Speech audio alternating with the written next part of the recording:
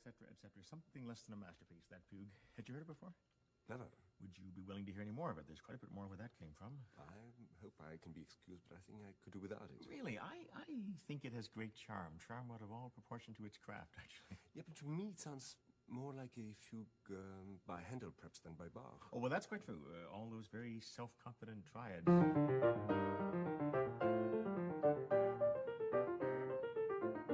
Supporting very insecure sequences. That is quite Handelian. You're quite right.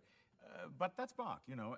In the early years, when he caught on to a phrase that he really liked, he just kept devaluating the currency, using it again and again as a sequence. He just coined it and couldn't stop. I mean...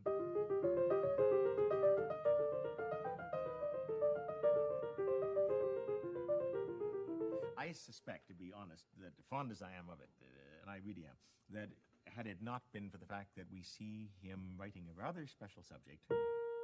B-A-C-H.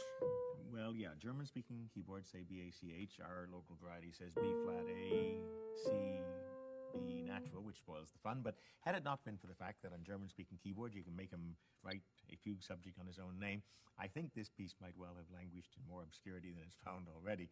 But having said that, I still think it is a very, very charming piece, and a lot better than some of the other early fugues that he wrote, in fact. Are you thinking of the fugues from the toccatas, for instance? The toccatas and some of the early organ works too, where he gets involved in exactly the same kind of sequential hang-ups that he does here. You know, it's not...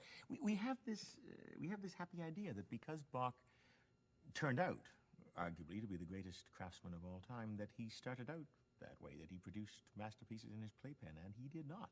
He was not even a very fast starter as a fugue writer, you know. What he had, right from the earliest days, it seems, was the ability to write music of incredible intensity and pathos, the kind of recitatives that you get in the toccatas. Even the earliest ones could virtually have gone into the Matthew Passion, and you know, I mean, they're extraordinary things.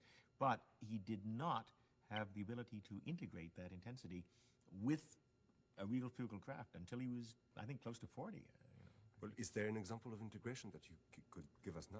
How about the E major fugue from the second volume of the